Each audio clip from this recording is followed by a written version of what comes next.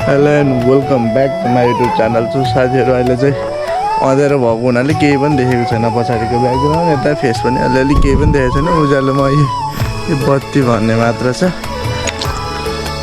अनि अहिले चाहिँ हामी सबैजना फ्यामिलीहरू चाहिँ घर जाँदैछौँ अनि दसैँ मान्नलाई सबैजनालाई ह्याप्पी दसैँ राम्रोसित मनाउनु होला। र अहिले चाहिँ त्यही भन्दै हामी चाहिँ बाहिर त्यसरी त गाडी कुदेर बसेको छ। त ब्याकग्राउन्ड हेर्नु सक्नुहुन्छ, खतरा वेदर देखिरहेको छ कि। सो साथीहरू हाम्रो गाडी पनि आइसकेको छ, घरै आइसकेको छ। घरै आउनु सक्नुहुन्छ।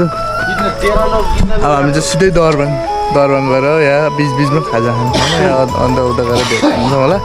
त्यही हो साथीहरू, देख्न सक्नुहुन्छ घरबाट स्यात्तै लाएर निक्लिसक्यौँ हामी। यत्रो धेरै सामान छ हाम्रो गाउँको जानुलाई। यता यो सरकार, यता बाबा मम्मी देख्न सक्नुहुन्छ। यो चाहिँ पृथ्वी चाहिँ कहिले मान्छेको ताती जतासुकै भिड त्यस्तो। अगाडि यहाँबाट देख्दैन न, त्यहाँ मस्त हिमाल देखिरहेको छ। त्यो चाहिँ बवाल देखिरहेको छ अहिलेको त्यहाँ।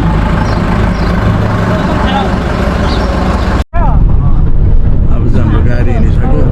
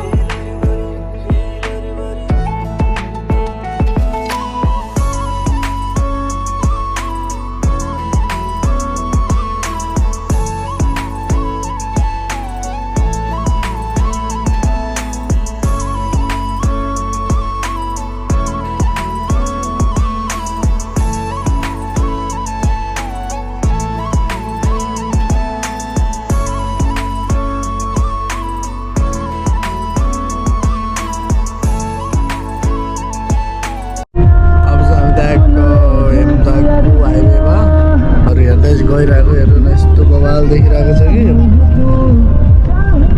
अहिले चाहिँ हामी चाहिँ पहिला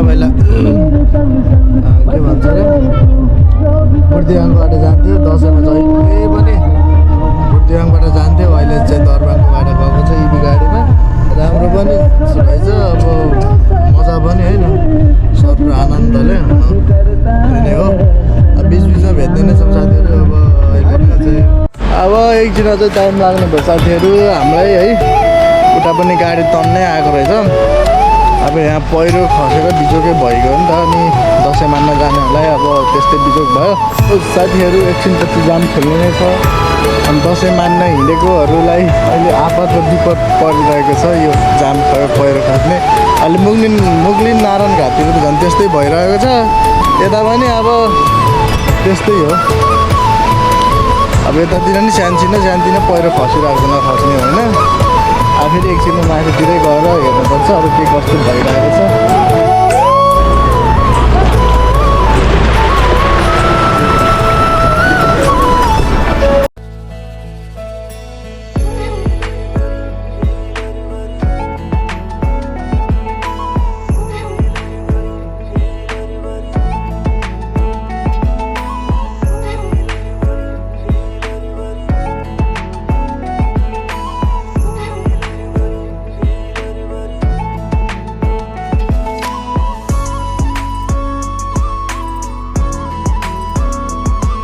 साथीहरू दरबाङको बजारमा आएर पनि बिजोग छ हालत।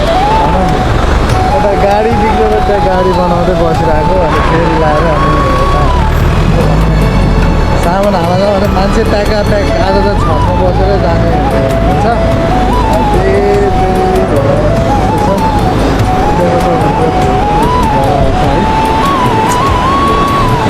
बिजोग हालत भयो। सामान पनि धेरै नै छ। अब हेरौँ के हुन्छ, कस्तो हुन्छ। अब त्यहाँ बाटोको पनि आज देखाउँछु भन्दै पनि बाटोले जाम यति नै धेरै जाम पहिरो खसेको हुनाले यति नै धेरै जाम हुँदा बनाउन सक्ने गाह्रो भयो। अब चाहिँ गाडी रेडी भइसक्यो होइन सुत्ताको पारामा अब चाहिँ हेरौँ चढेर